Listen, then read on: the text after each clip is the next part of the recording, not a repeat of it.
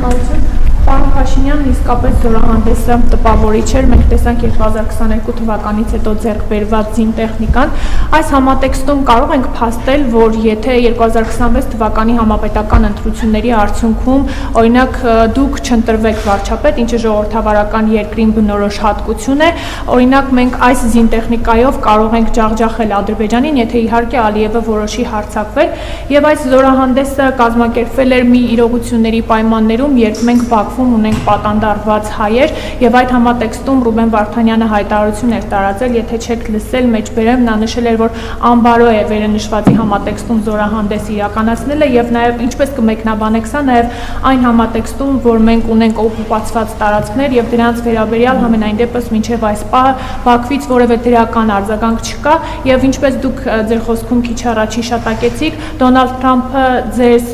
իր ամբողջական աջակցությունն է հայտնել, եթե օրինակ Ռուսաստանը եւ Իրանը բացահայտ աջակցություն հայտնեին ընդդիմության որևէ ներկայացուցիչի, դուք սա չէիք դիտարկի որպես մեր ներքին կյանքին միջամտություն։ Մեր ընդդիմությունը առանց այն էլ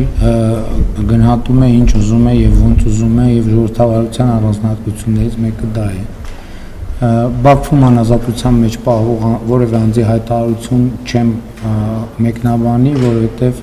պարզ չեն թե նրանք ինչ պայմաններում, ինչ պայմանով եւ ինչ հանգամանքներում են անում հայտարարություններ, մանավանդ որ մենք ամենօրյա աշխատանք ենք տանում անազատության մեջ գտնվող մեր հայրենակիցների ազատ արձակման խնդիրը լուծելու համար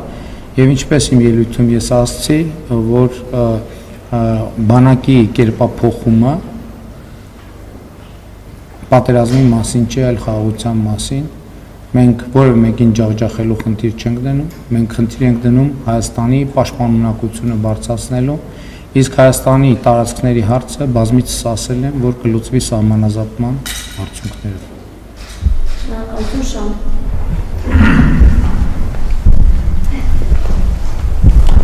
Արձած զորահանդեսի մասին, պարոն վարչապետ, այսօր հրապարակում խոսեցիք բանակի կերպափոխումից, զինտեխնիկայի մատակարարումից, դիվերսիֆիկացիայից, հայկական ռազմավարության զարգացումից, նույնիսկ միջազգային շուկա դուրս գալու առաջին քայլերից, այս ամենի ֆոնին առաջիկա 5-ից 10 տարիների ինչպիսի Հայաստան եք պատկերացնում բանակի անվտանգության եւ տեխնոլոգիական կարողությունների տեսանկյունից եւ կարող է հայկական ռազմավարությունը դառնալ ոչ միայն պաշտպանության, այլև երկրի տնտեսության ու պետական ազդեցության շարժիչ ուղղություններից մեկը։ Շնորհակալություն։ Դա հիմա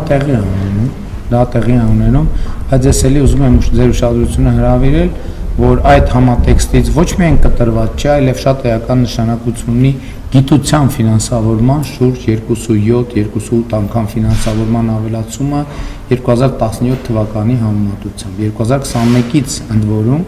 եւ մենք գիտության ոլորտում 100-ից 300% աշխատավարձերի բարձրացում ենք իրականացրել, գիտության ոլորտը գրավիչ է երիտասարդ գիտնականների համար եւ հայկական արտադրության նմուշները, որ դուք տեսնում եք, իհարկե տեսական եւ պրակտիկ մակարդակում շատ էական է այդտեղ հայաստանցի գիտնականների ներդրումը, ովքեր այդ տեխնոլոգիաները մշակում են, իհարկե նաեւ մասնավոր ներդրողների եւ մենք չենք խոսել դրա մասին։ Գիտեք, ես գործարանների բացումների եմ գնացել, մի քանի այցեր եմ ունեցել գործարաններ, բայց մենք մեր ռազմավարությունաբերական այդ այցերից ոչ մեկը չի լուսաբանվել, որովհետեւ մեր խնդիրը եղել է ստեղծել պայմաններ, որպեսզի համակարգը կայանա, համակարգը կայանում է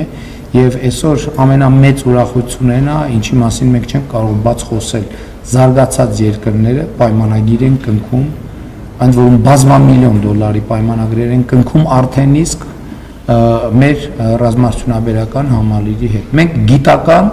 մեծ պոտենցիալ ունենք եւ գիտության մեջ մեծ ավանդույթներ ունենք եւ ամենակարևոր սա է, որովհետեւ այնուամենայնիվ արտադրությունը էլի շատ կարևոր եւ բարդ գործ է, բայց եթե բովանդակային հենքը դրա չկա, շատ դժվար կլինի դա ապահովել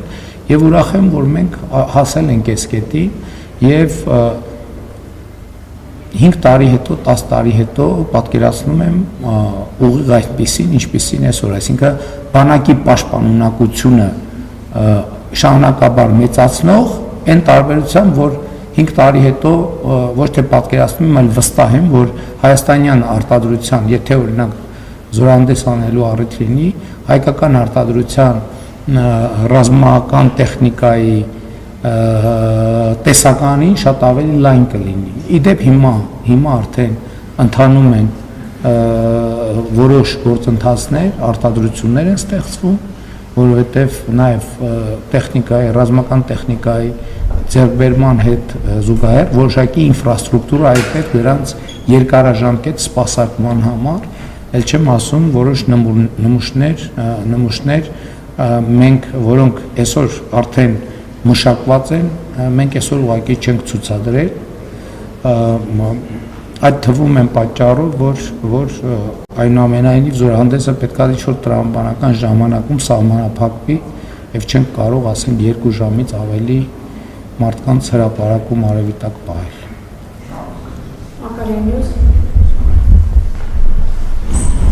Քանի որ